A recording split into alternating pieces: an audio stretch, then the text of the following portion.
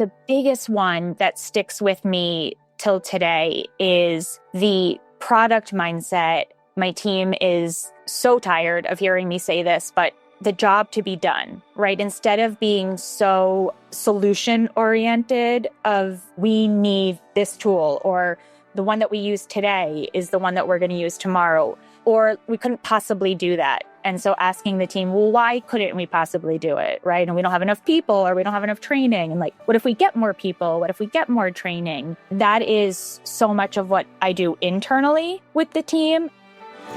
Welcome to How I Grew This, where we dive into the world of digital marketing and connect with leaders in the space about how they're scaling, evolving, and growing. All right. Hello. Welcome to How I Grew This. I'm so excited about our guest today, Rebecca Nackson. Hello. Hello. Great to see you, Amanda. Great to see you. And we have Adam here, of course. Rebecca and I go way back, and it took this to get us to catch up. But I met her when she was leading marketing at Bandsintown. And even then, she was the person that knew everything happening, the tools, the trends, the conferences, who's building what and why. And she's made a career out of that. She's gone on to found and lead Notable as their CEO, where she helps companies make sense of their growth stack. So we're going to dig into all of that today. And so excited to have you here. I'm really excited to chat about all things. Awesome. Well, there's one fun little thing that I noticed about your career that I just have to get into because I mentioned Bandsintown, but you also worked at Audible and iHeart. So I'm seeing a thread of music, and I want to know what pulled you into that world. Luck. Already, as I was thinking, when you're like, I noticed something about your career, I was thinking most likely it's just going to be a coincidence, because I spoke on a panel a while back where somebody defined these as career squiggles. And I totally run with that expression. It's a career that's not a straight line. It takes all these squiggles, and it makes all the sense in the world in hindsight. So I am really happy to say that I've had jobs and I've worked at companies where if you had told me, let's say when I was in high school, that this is what I would work for them and do that. Exactly. I would have said, yes, all right, I'm excited to do this. But none of it was intentional. And it was kind of the opposite of that. So going to work at Audible, and nobody had heard of Audible, and I would have to explain. And I think the number one customer care call that they would get was people asking, when are my tapes or CDs going to arrive in the mail? Oh, honey. And just so you know, if you want to talk about how old this was, the iPhone did not exist. So it was a total whim. I applied to a job on monster.com, figured that my resume was going into a black hole, was shocked when they called me. CEO called you. Yeah, you're right. Not far from that. It was a small organization. And actually, the person that I went to work for, his department was investor relations, PR, and community relations. And not long after I came to work for him, he left to kind of return to more of the investor world. And I was just sort of aimlessly working there. They hired their first VP of marketing, and we got along, and he was like, I don't have headcount to hire, but since you're here, it would be fine for you to work with me. And he would take me into conference rooms and train me on marketing. Wait, that's incredible. So you kind of fell into that as well. Totally fell into it. Somebody who I worked with and became very friendly with went to work for a company, a startup that was building. Spotify did not yet exist in the US. So they were basically building that. And he was like, I think you would like it here. And I went there. And then, by the way, when I was at Audible, they were acquired by Amazon. So I was there very much, most of my career was the before, but then I also got to see the after, which was a really interesting experience. Went to that music startup. And after some time being there, they were acquired by iHeartRadio. But of course, once you're in one space, it's easier to find your path there. And, it's the same with my clients now, right? It's like once you're working with one type, one vertical, and then other companies, right, want to work with you. Awesome. So You fell into marketing sort of too. You held roles as like head of product, head of marketing, product marketing roles. So I want to just take a little bit of what you still carry from those experiences now into leading Notable, which we'll talk a lot about in a second. So again, if I go one step back, I was a philosophy major in college, so I studied logic. So again, had no idea, but it was the whole, you're writing like, if what I want to happen happens, here's what happens. What is everything a customer could get wrong, right? What is every scenario that I need to anticipate? So I think that was my training to then work into product and really bounced back and forth between those two. And so when you talk about Notable, I would say that the through lines are number one, being on one side and then going over to the other side, right? So being a product person who understands the marketer, being a marketer who understands the product person. And then I think the biggest one that sticks with me till today is the product mindset. My team is so tired of hearing me say this, but the job to be done, right? Instead of being so solution oriented of we need this tool or the one that we use today is the one that we're going to use tomorrow, or we couldn't possibly do that. And so asking the team, well, why couldn't we possibly do it, right? And we don't have enough people or we don't have enough training. And like, what if we get more people? What if we get more training? That is so much of what I do internally with the team. And it's kind of all of what we do with our clients is like, let's just take a step back, not too far of a step back. Nobody wants to hire an agency that's like, let's get big picture. So Rebecca, can I actually take a step back and ask, we're going through your career and then we started talking about Notable. For those of us who don't know Notable, can you give us an explanation of the business you started? I'm sure I'll have some follow-up questions about that. Yeah. Marketing changed pretty dramatically in that period where I was learning about it. And I think more than anything else, when I was at iHeartRadio, the switch to digital.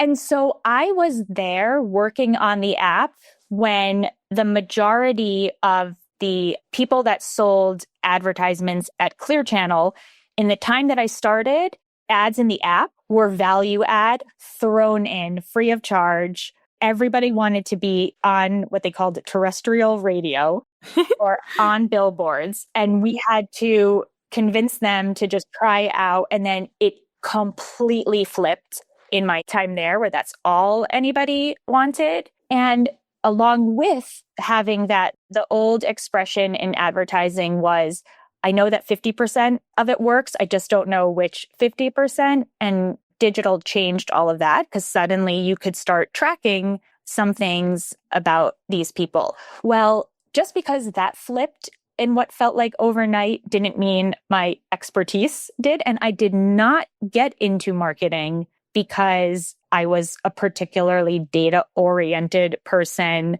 but I had to learn a lot of it. And so I felt this sense of there's a huge need here. There's like a re-education that's going to have to happen for marketers to allow them to still do the things that they love about marketing and to bring the strengths that they bring to this, but you can't afford to not understand the technology and also take the best of like, now you can know what's resonating and you can target accordingly, right? You don't have to have one giant audience and pick the message that's going to hopefully resonate with the entire audience. You can start targeting. So I know what was confusing for me. I know the kind of help that I needed. And so I don't want to now throw that away and get back to the stuff that I'm working on. I kind of actually want to stay still in this spot and help other people, as I say, avoid a lot of the mistakes that I learned the hard way.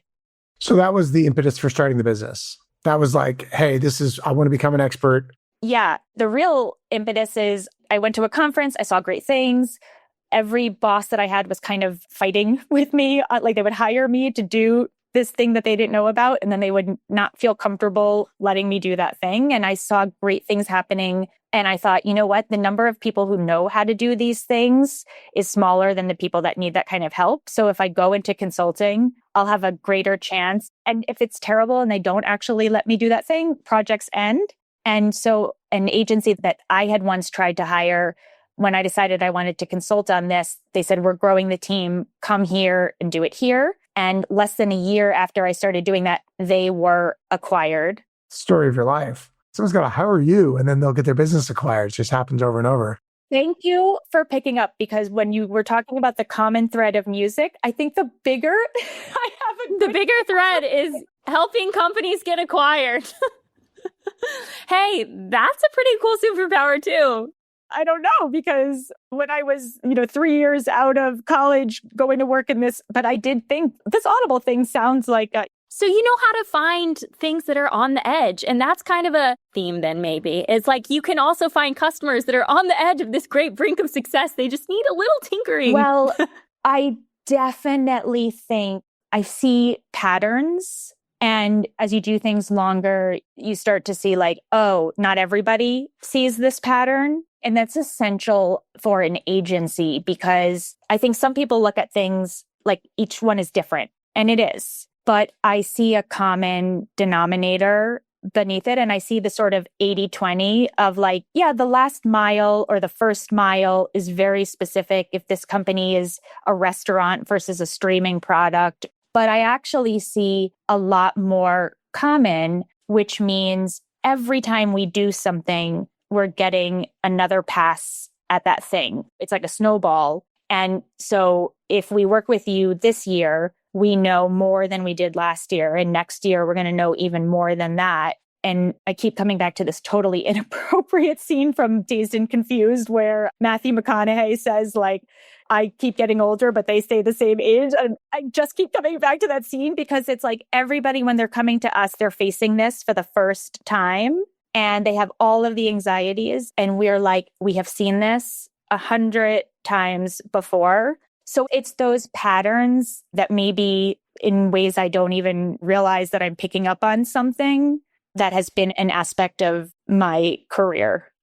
So Notable is an agency or consultancy, or is it both? That's a hot topic or debatable. Age-old since C. Yeah. Yeah, I was trying to. We both tried to come up with a combo of the word. It's not a natural fit. Yeah. So one of the things that's really key is that we are capable of doing everything that we're advising about. And the funny thing about starting Notable is I got to work at this agency, thank goodness, for just under a year before I started it. Prolific? Yes. But it's very common that people start a business because they are good at something, right? They work for somebody else. I read a great book about this. They paint houses and they're like, man, the company is bringing in this amount of money and I'm getting paid a lot less than that. I could do this, right? And so they start a business because they were great at painting, but not necessarily great at running a business, right? That's always the surprise. And really, way too much of my day and more than I wish is spent sometimes on that side of things instead of getting to do the work that... The painting? Yeah, painting. right. But I bring it up because it took me a while. I suffered for a long time of that feeling of there must be something I don't know stopping me. And let me tell you, looking back now, there was so much that I didn't know. And thank God I just didn't know that I didn't know it. Yeah, they say that a lot about starting businesses. Wouldn't do it again. I wouldn't. And if I knew what I didn't know, I would have been way too scared to do it. But if you enjoy seeing patterns and trying to get to the essence of a problem, which again brings me back to the philosophy background of life, but why, right? I enjoy the running of the business in that regard. It's the same as when we're working with clients. And it's why I have such, it's so cliche, but empathy, both because I've been literally in their shoes or I shouldn't say I've not literally been in Figuratively, unless you actually wear their same shoes. Yeah. Yeah, I haven't yet. We should do a kickoff of like, I want to wear your shoes. I want to actually. And the kickoff is a perfect name for it. So ultimately, that's right. But also because like I can appreciate from running my business, that whole thing of like, there's a million priorities. What is the actual top priority? And the thing that I can always say to our clients is that everybody on the team has had to learn these tools as well. So for some people, it's more recent than others of when they knew nothing about how a particular tool worked. And now they know it like the back of their hand. But we all remember that experience of saying, I have absolutely no idea. They're all pretty complicated. And I do think we should spend time for our listeners kind of talking about specifically like, hey, you were in these same shoes of running a marketing strategy or running product marketing for these apps, these businesses, and you're saying, hey, I need a MarTech stack that's going to help me grow. What tools do I actually need? And how the heck do I get from buying the tool to getting it working? So can you talk me through that whole process and how you now have made that into Notable and how you help your customers?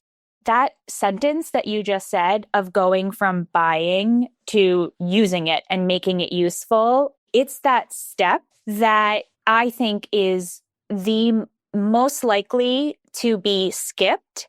And it was what I thought was, this is so lopsided.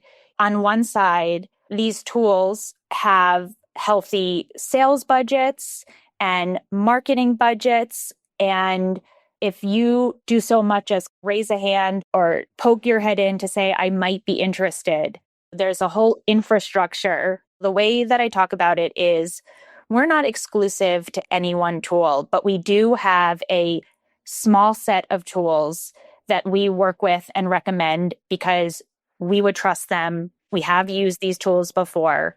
It really is like, which is the right tool for your team and your circumstances. It doesn't matter what your vertical is, right? Because that's a misnomer, I think. My competitor did this, so we should do the same thing, even though we have a different team and slightly different audience and definitely a different product. It's not a priority right now. Oh, wait, it came up in a big meeting. Oh, gosh. Right. Tell me all the reasons why your product is great, but I don't have any time to tell you anything about me.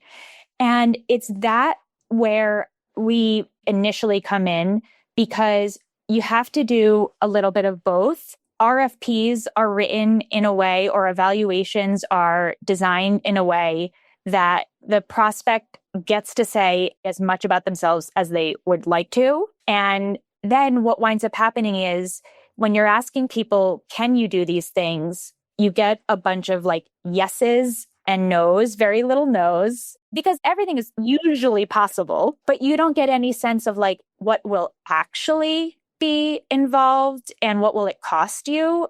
And you also haven't prioritized which of those features are you going to start using right away and which one are you not. And the biggest issue comes in because you're up to the last second, you're deciding between these two and your CFO is negotiating and finally a decision is made, the contract is signed. And now the relationship comes back to, okay, well, now the clock is ticking. You're paying for this product and you need to implement it. And now you're doing this scramble to like get the implementation instructions over to your engineers. And so what we recommend is if you start thinking about the tool that you need and the job that you need it to do, and you think about it through the lens of what's broken today, like what brings you here, then you start to both inform the sales team to tell you how it's going to solve those things and what it will look like for your business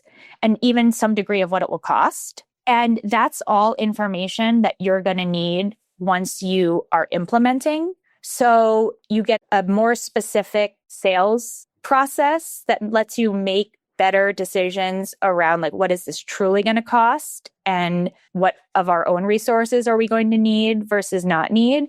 And you are somewhat prepared to then roll that forward into your implementation instructions. So that's just one example of how you can just reverse it because it's something that you're ultimately going to have to do, but it makes your sales process better for you? I mean, I remember one time when I was buying, I wanted this tool. And so I would feed the use cases to the rep. And she was like, thank you. This makes everything so helpful. It's like, it's helpful for me too, because I want us to have this tool. My boss at iHeartRadio was like, enlist the salespeople to help you get your job done.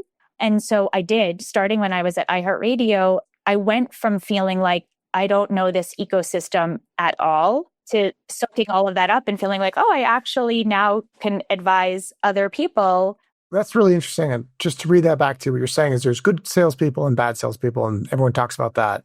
But there's also good customers and bad customers. And a good customer will enlist the salesperson to help them get their job done. I would say there's those that are working smarter versus harder, because there's no such thing as a bad customer.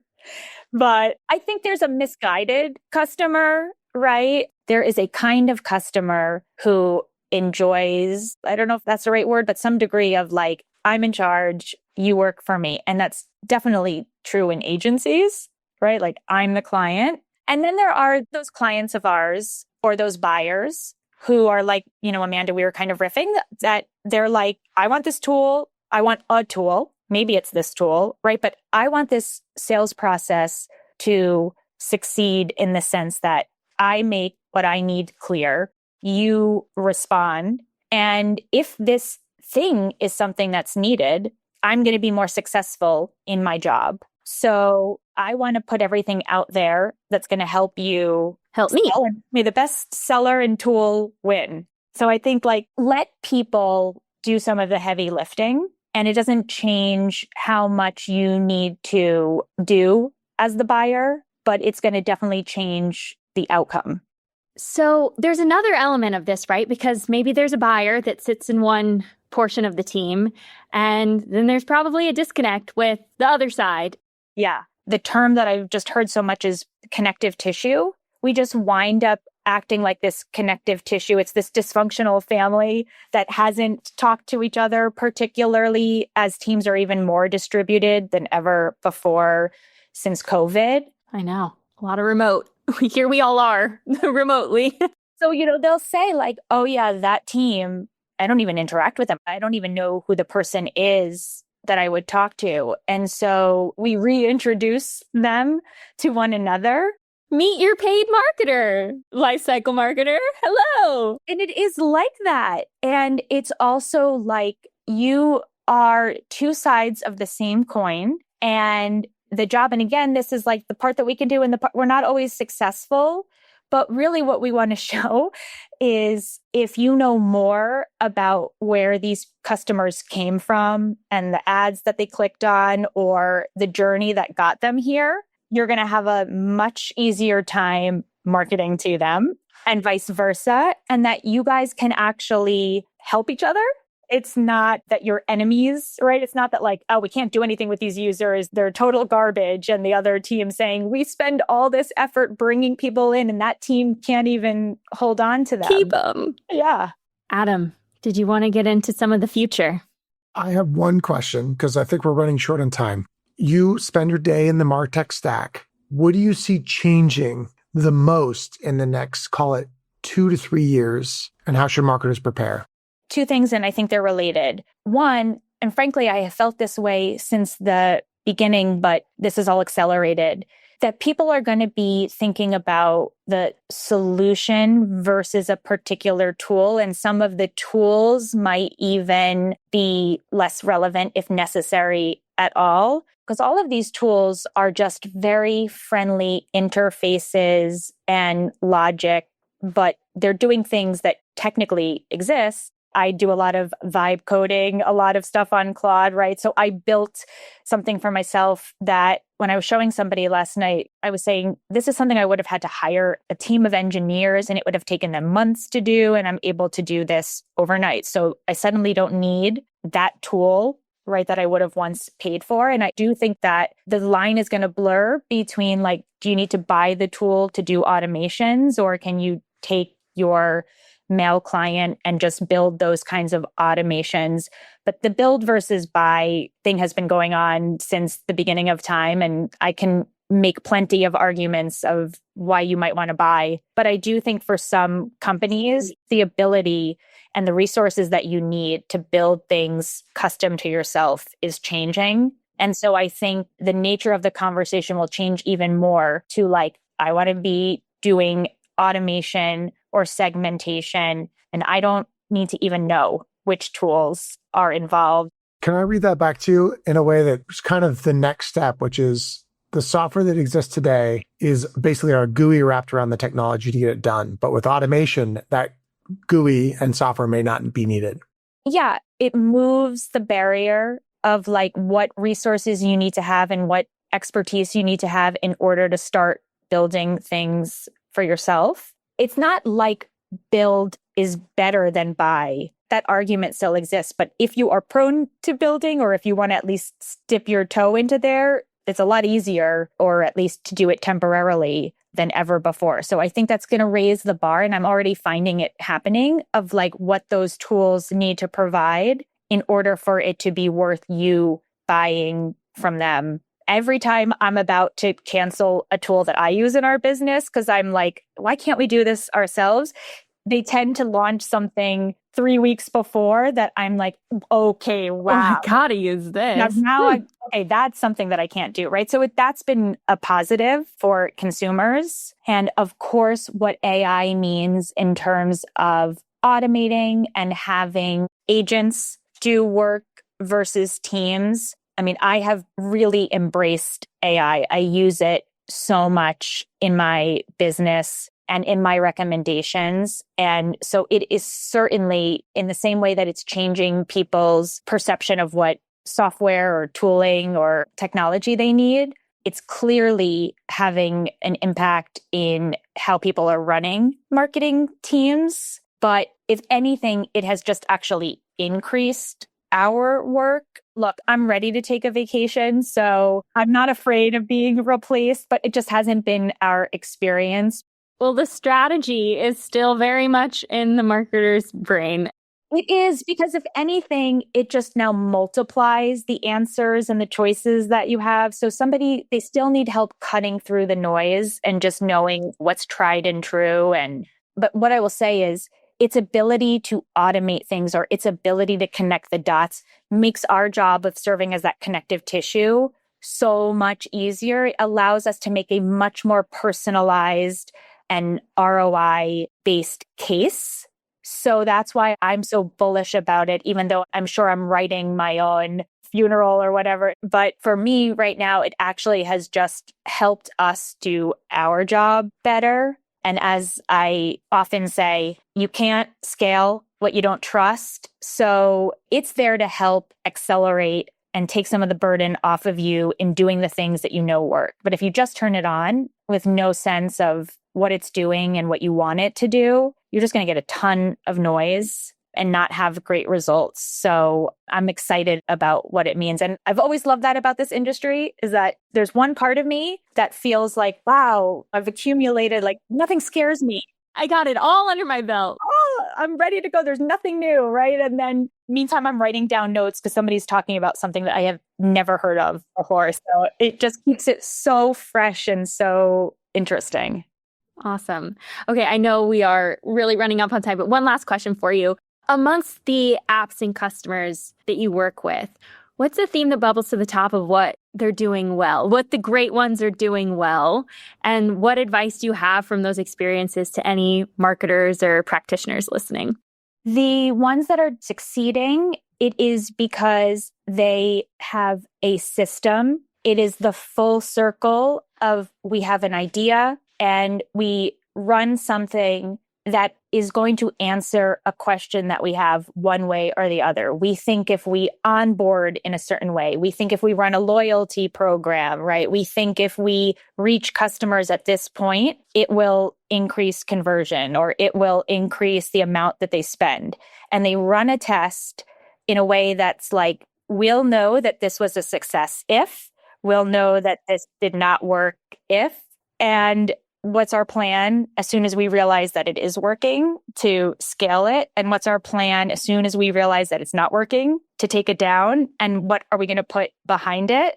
and just go through that. And what I say is the teams that are succeeding are doing that piece. Teams that are not doing that, I do not believe that they are growing. And teams that are even keeping that loop relatively small, I think it's like a 401k where each week they're gaining a little bit of interest. And it's these incremental wins, but they always end the year higher than they started versus other teams that are just taking these big swings. And even if it goes really right, nobody has any idea what it was that went so right that they should implement beyond that one thing. And even worse if it's really wrong. Perfect advice. Awesome. And I can't help but notice that it kind of goes back to your early days and your philosophy major. I can't help but notice that either. And AI too. My parents would jab me to say, like, are you going to be a chief philosophical officer one day? Look who's laughing now, huh? Look who's laughing now. Yeah, we're going to need those. Okay, well, I just absolutely love anytime I get to connect with you. You're such a great relationship builder, and I'm sure that is a big reason that you've been so successful. But thank you for sharing all of this with us today and with our listeners, and so great to have you on. Oh, this was so great. Thanks for calling me successful. Hey, take the moment to pat yourself on the back. Thank you guys. This was really fun. Thank you so much for listening.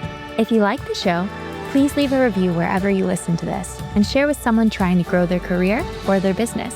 Until next time, keep growing.